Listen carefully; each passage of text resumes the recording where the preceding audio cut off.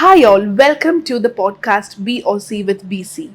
Today, I have with me Mr. Bursin Nanavati, an Australian entrepreneur building bridges from UAE to the world. And in this episode, we will be diving in depth through all the experiences Mr. Bursin have come through in this journey of Australian immigration.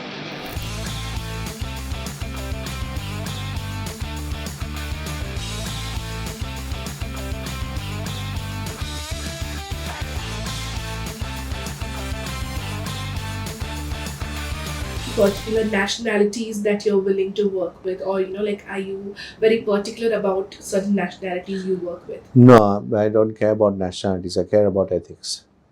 I care about principles. I care about doing the right thing by us and by the client.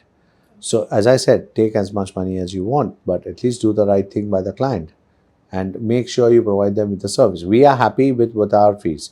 Our partners basically, currently also, with what we have, they basically charge 4 times the amount or 5 times the amount of the fees, which is fine. I'm happy that they make money through us, but at least my current partners speak what we speak. So what we tell them, they tell the client.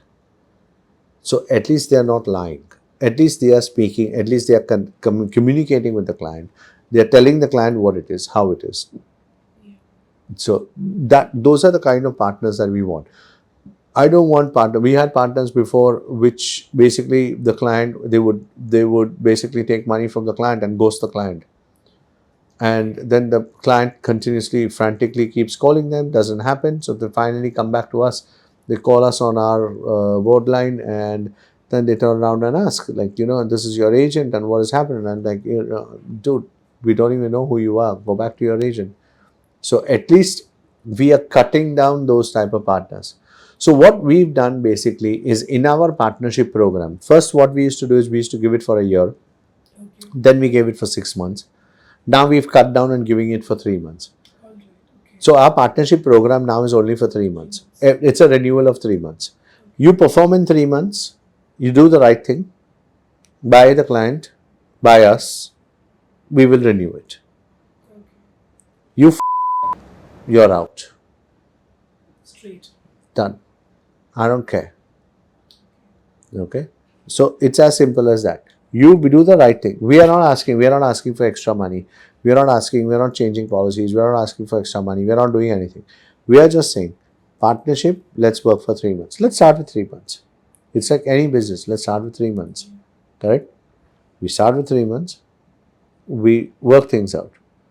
Whenever I receive a partnership form, especially Indians, oh, you should see how many clients can you do per month? 5 and above. Have you ever done Australian immigration? No. How can you give me 5 and above?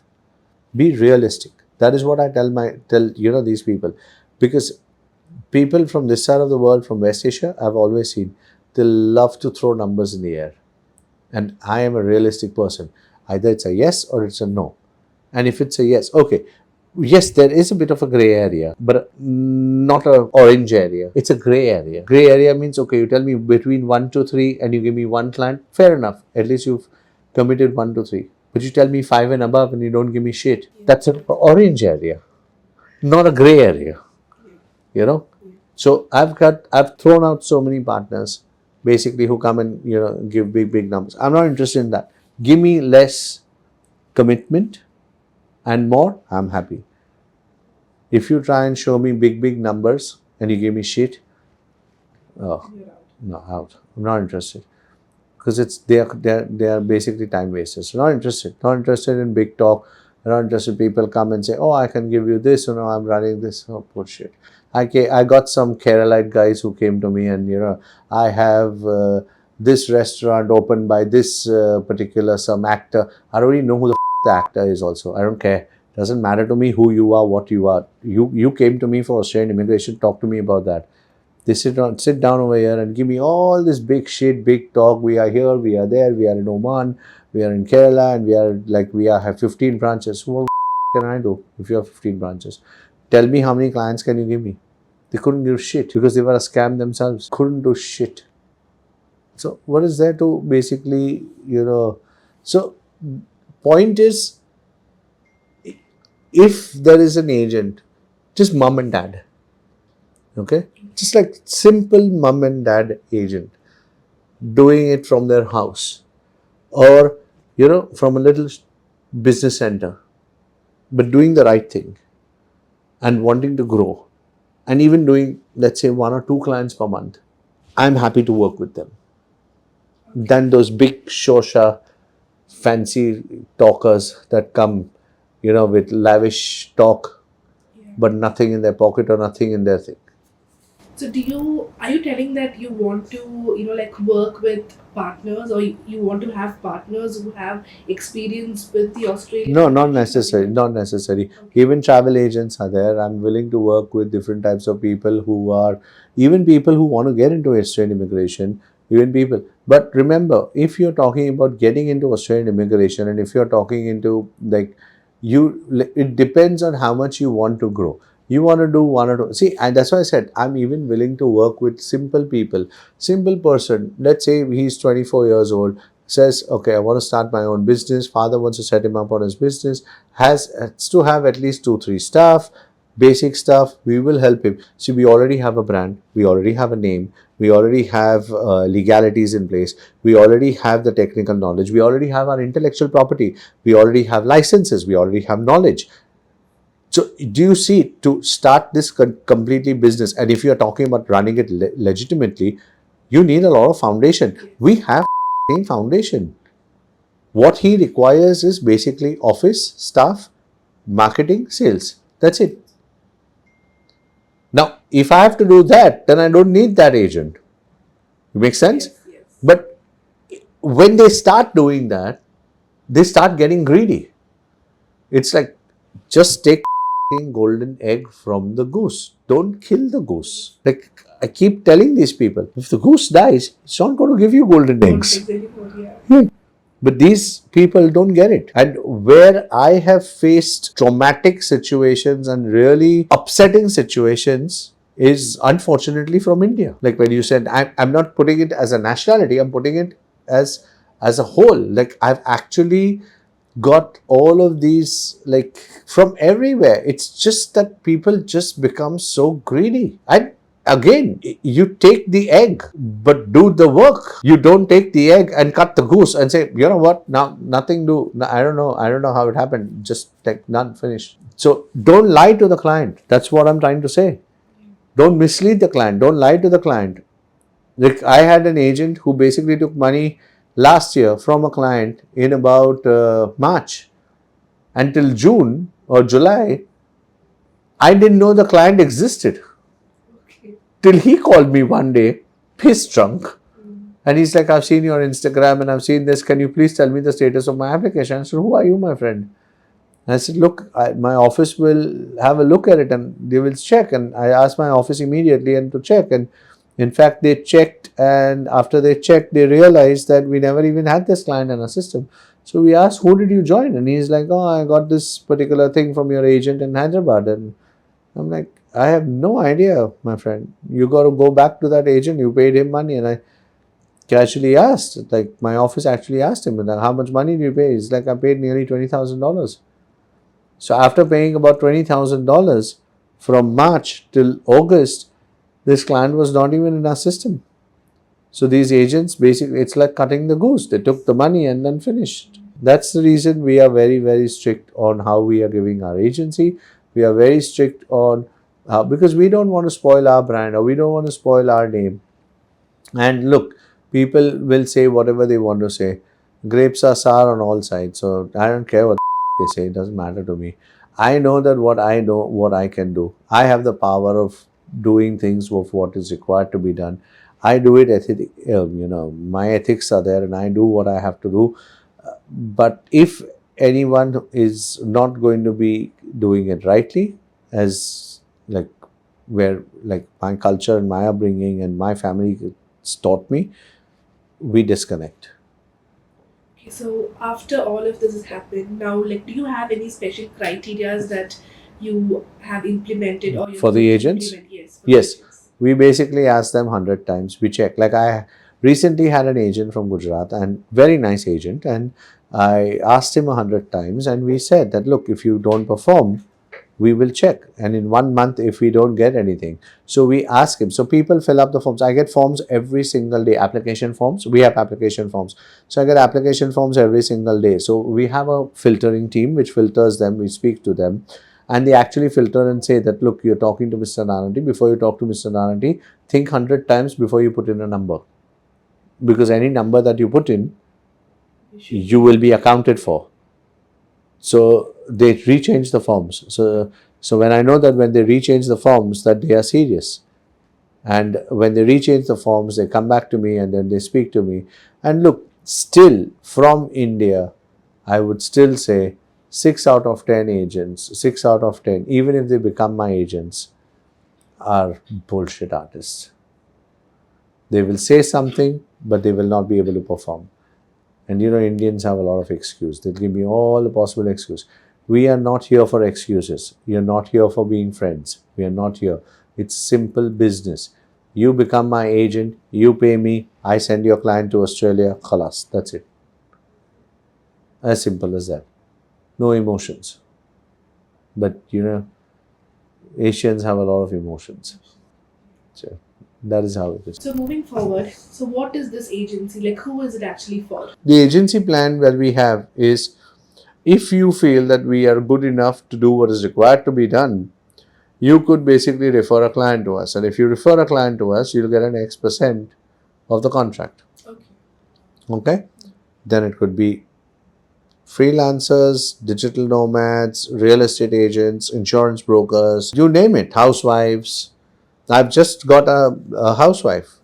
Really? Yeah, who's basically like sitting at home doing, continuously like work from home stuff, and, marketing here and there, and she's become our agent. Okay.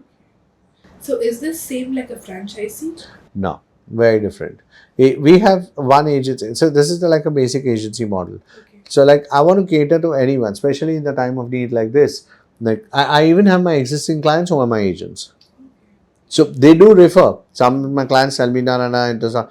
But we still give them their commission. We still part with their commissions. I've got clients who are in Sydney right now and who still refer, especially Filipino clients, Indian clients, or Arabs also. I had an Arab client who's basically been referring me for so long, and he's been referring me so many clients which are there, because he's happy with his process and he wants other people to also progress with that.